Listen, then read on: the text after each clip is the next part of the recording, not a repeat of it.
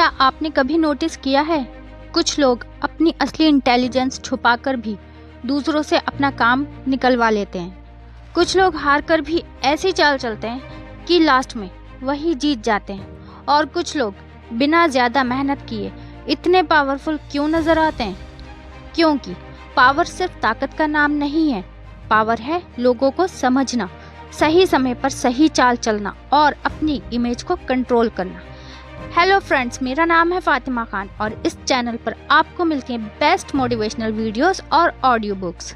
आज हम जानेंगे द 48 लॉस ऑफ पावर के नेक्स्ट 10 लॉस, लॉ 21 से लॉ 30 तक। अगर आपने पार्ट 1 और पार्ट 2 नहीं देखे हैं तो उन्हें भी ज़रूर देखना। और अगर आप पावर और ह्यूमन साइकोलॉजी समझना चाहते हैं तो वीडियो को एंड तक ज़रूर देखना। तो चलिए शुरू करते हैं। लॉ 21, अपने से ज्यादा बेवकूफ दिखने की कला सीखो। हर इंसान चाहता है कि उसे इंटेलिजेंट समझा जाए, लेकिन अगर आप हर समय सामने वाले को ये साबित करने लगे कि आप उससे ज्यादा स्मार्ट हैं, तो वो आपके खिलाफ हो सकता है। कभी कभी सामने वाले को ये महसूस होने देना कि वो आपसे ज्यादा समझदार है आपके लिए ज्यादा बेनिफिशियल हो सकता है, क्योंकि जब कोई आपको अंडर एस्टिमेट करता है तो वो आपके इरादों को समझने की कोशिश कम करता है या समझ ही नहीं पाता है। याद रखिए, हर जगह अपनी इंटेलिजेंस साबित करना जरूरी नहीं।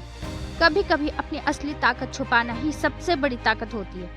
लॉ 22, सरेंडर की टैक्टिक को वीकनेस मत समझो।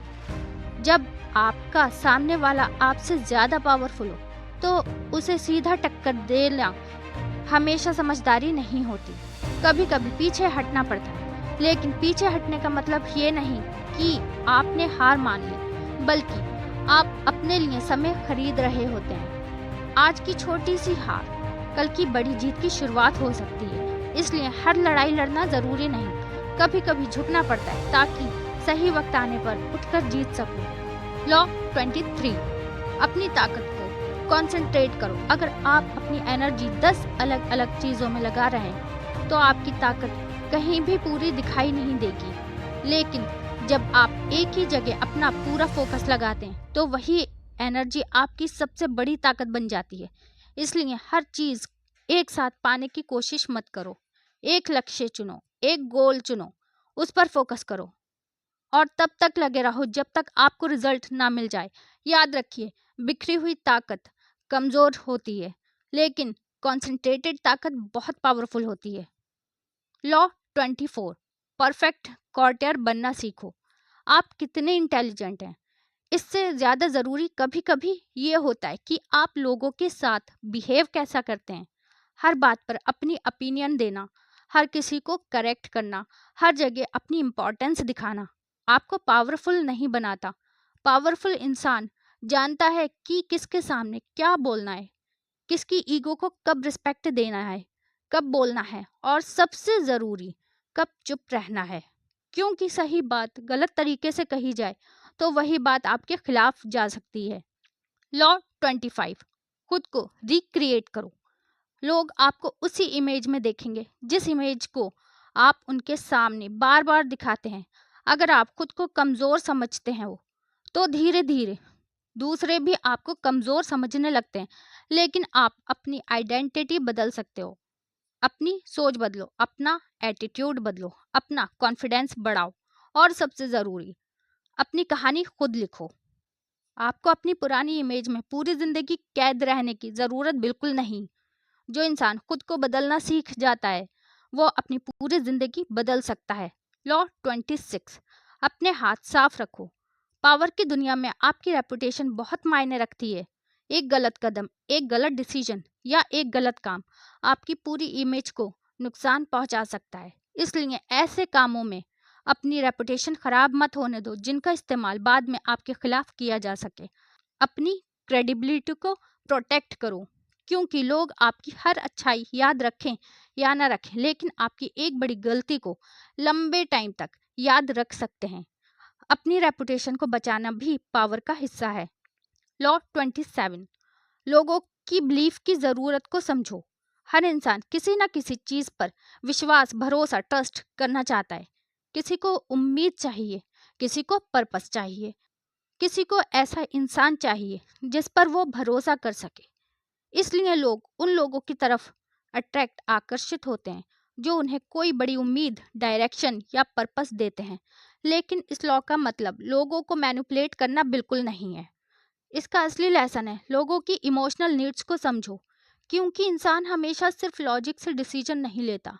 कई बार उसके इमोशंस उसके डिसीजन को ज़्यादा इन्फ्लुएंस करते हैं। लॉ 28, एक्शन में बोल्ड बनो।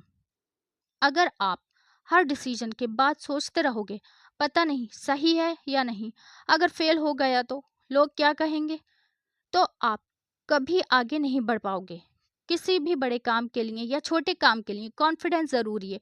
जब आपने सोच समझकर फैसला ले लिया है तो फिर उसे डर के साथ नहीं, कॉन्फिडेंस के साथ एग्जीक्यूट करो, क्योंकि हेजिटेशन आपकी पावर को कमज़ोर दिखाता है और कॉन्फिडेंस लोगों को यह महसूस कराता है कि आपको खुद पर भरोसा है।